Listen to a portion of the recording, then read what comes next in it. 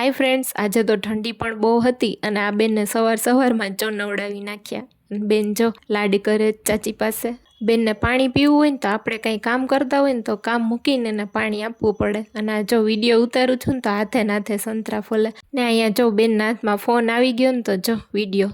બપોરે જમવામાં બનાવ્યું હતું મગનું શાક, રાઈસ, તળેલા મરચાં, કઢી, રોટલી અને બાજરાના રોટલા। ત્યાર પછી બધાએ જમી લીધું।